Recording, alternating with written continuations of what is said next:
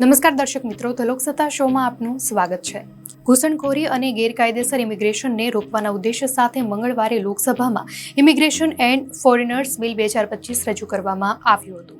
અમિત શાહ વતી બિલ રજૂ કરતી વખતે ગૃહ રાજ્યમંત્રી નિત્યાનંદ રાયે કહ્યું હતું કે આ બિલ કોઈને પણ દેશમાં પ્રવેશતા અટકાવવા માટે નથી લવાયું, પરંતુ આ બિલનો હેતુ એ છે કે કોઈ પણ વિદેશી જે ભારતમાં આવે છે તે અહીંના નિયમોનું પાલન કરીને જ આવું કરે। ગૃહમાં કોંગ્રેસના સાંસદ મનીષ તિવારી અને ટીએમસીના સૌગત રોયે બિલનો વિરોધ કર્યો હતો। ટીએમસી સાંસદ સૌગત રોયે પણ ઇમિગ્રેશન અને ફોરેનર્સ બિલ 2025નો વિરોધ કરતા કહ્યું હતું કે હું ઇમિગ્રેશન અને ફોરેનર્સ બિલનો વિરોધ કરું છું। દેશમાં વિદેશીઓના પ્રવેશ અને બહાર નીકળવા માટે પહેલાથી જ 4 બિલ છે। આ બિલ દેશની સુરક્ષા માટે ઘણું મહત્વપૂર્ણ છે। આ બિલમાં કાનૂની દરજ્જો સાબિત કરવાની જવાબદારી રાજ્યને બદલે વ્યક્તિ પર મુકાઈ છે। આ બિલ ભારતની રાષ્ટ્રીય સુરક્ષા, સાર્વભૌમત્વ અથવા અખંડિતતા માટે ખતરો ગણાતા કોઈપણ વિદેશી નાગરિકતા પ્રવેશ અથવા રોકાણ પર સ્પષ્ટપણે પ્રતિબંધ મૂકે છે। તે બધા વિદેશીઓ માટે આગમન સમયે નોંધણી કરાવવી ફરજિયાત બનાવે છે અને તેમની હિલચાલ, નામ બદલવા અને સંરક્ષિત અથવા પ્રતિબંધિત વિસ્તારોમાં પ્રવેશ પર સખત પ્રતિબંધ મૂકે છે।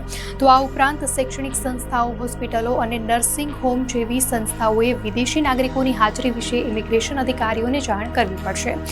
પ્રસ્તાવિત કાયદામાં ઇમિગ્રેશન નિયમોના ઉલ્લંઘન માટે કડક સજાની જોગવાઈ છે। માન્ય પાસપોર્ટ અથવા વિઝા વિના ભારતમાં ગેરકાયદેસર પ્રવેશ પર 5 વર્ષ સુધીની જેલ અને 5 લાખ રૂપિયા સુધીનો દંડ થઈ શકે છે।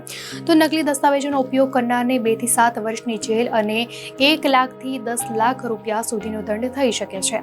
વધુ સમય સુધી રહેવું, વિઝાની શરતોનું ઉલ્લંઘન કરવું અથવા પ્રતિબંધિત વિસ્તારોમાં પ્રવેશ કરવો જેવા ગુનાઓ માટે 3 વર્ષ સુધીની જેલ, 3 લાખ રૂપિયા સુધીનો દંડ અથવા બંને સજા થઈ શકે છે। તો યોગ્ય દસ્તાવેજો વિના વ્યક્તિઓને પરિવહન કરનારા વાહન ચાલકોને પણ જવાબદાર ગણાશે।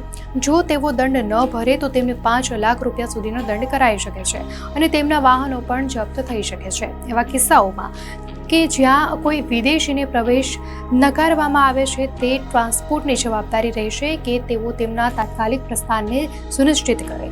આ બિલ ઇમિગ્રેશન અધિકારીઓને વધુ સત્તાઓ પણ આપે છે, જેમાં વોરંટ વિના વ્યક્તિઓની ધરપકડ કરવાનો અધિકાર પણ શામેલ છે।